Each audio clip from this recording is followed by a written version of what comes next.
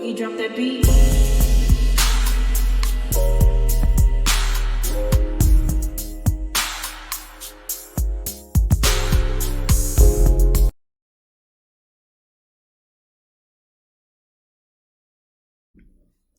Hi everyone, welcome to my channel, Talking Out Loud with Miss Talkative. Everything I say is my own opinion, alleged, and strictly entertainment purposes. Remember, I'm just talking out loud. Please like, share, subscribe, comment on the video, let me know what you think. Now, Stormi, how long have you been in business? How long have you been having deadlines and shipping issues? Stormi.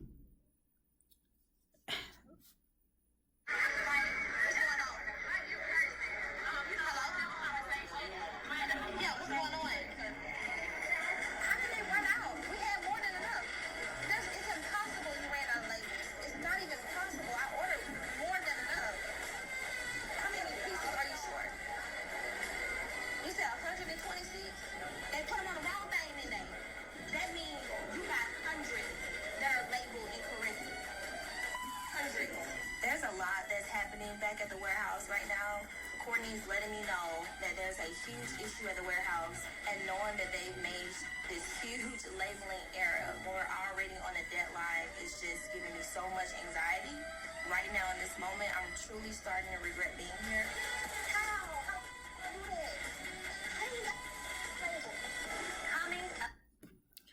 Stormi, this is your business. This is your business.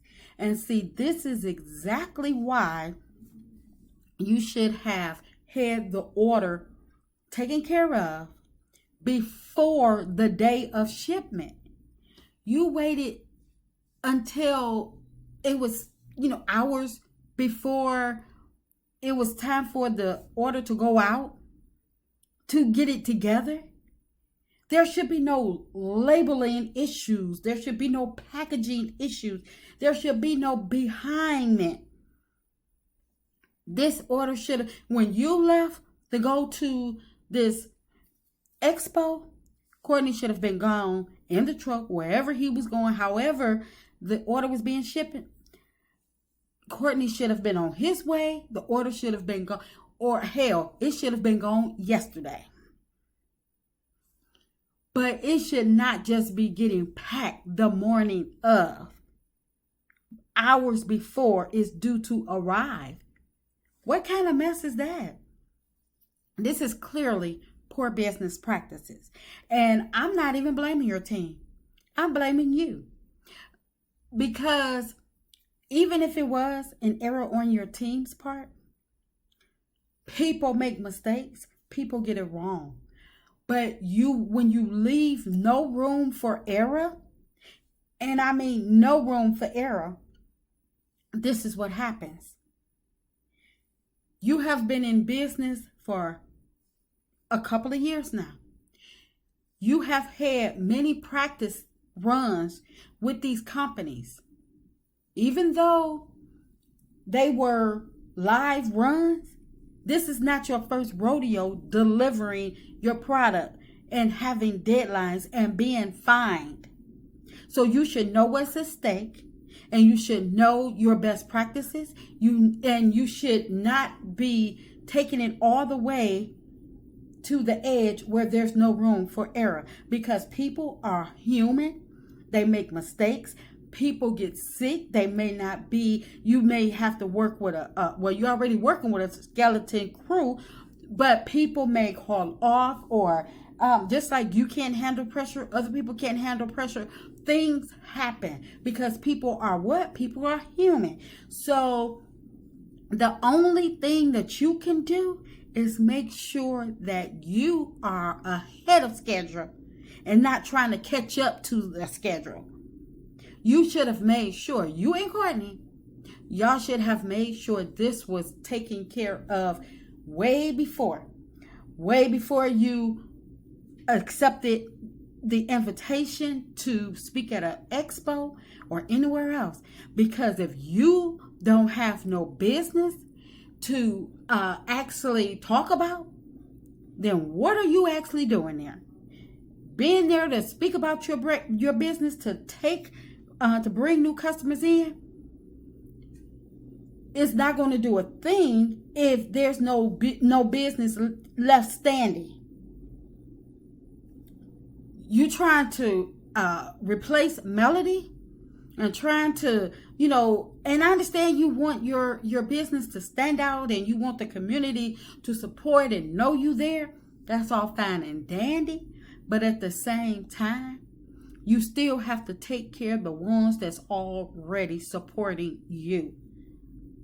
When no people call for an order, they call for a shipment, and they say, and you know they mean business because they fining you. You say, oh, there's going to be a fine if I don't meet the deadline. So that lets you know that this company is not playing with you. They mean business. And the fine, the penalties may be really, really steep. Are you on the verge of losing your contract with the company? I don't care. You should have had this order gone prior to you even walking up in that event. So all you had to do is worry about the event. Your customers could have relaxed, or they could have been at the event with you.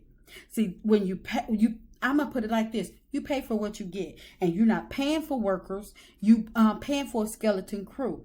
You don't want to take their advice when they tell you to take on some more people. You're not listening because, and you say you're not in it. You was up on the panel talking about that you shouldn't think about how much money you're going to make. That's all you've been thinking about is making the money. That's why you're running sale after sale after sale and trying to get customers to come in and buy your product, but you are not actually keeping up with the product, getting the deliveries out, and making your deadlines. So I really, really don't feel sorry for you, and that's why you up there in the in the expo popping off like you are, going off on Marcel, because your mind is on the expo and on your business, and you don't know if y'all are going to have to pay penalties or not. You don't know if y'all going to make the deadline. So I really don't feel sorry for you, because I got to eat first. I got to make sure my bread is buttered before I, trying to, even toast somebody else's. And you thinking, trying to act like you this mogul, but you really showing just how sorry and how poor business choices you're making. Just like Mel said, I may have something else going on. I'm not making it. I'm quite sure she could have pulled the team together and set up a booth for about an hour or so. But at the same time, you say you have a publicist. What are they doing for you? You need to trade that publicist in for a consultant. You need a consulting group to come in, take a look at your business, take a look at your books, and see where your errors are. Because I can tell you, just from the little bit that I've seen, and I know we've only seen a small portion, but from the little bit that I've seen, you don't have no team.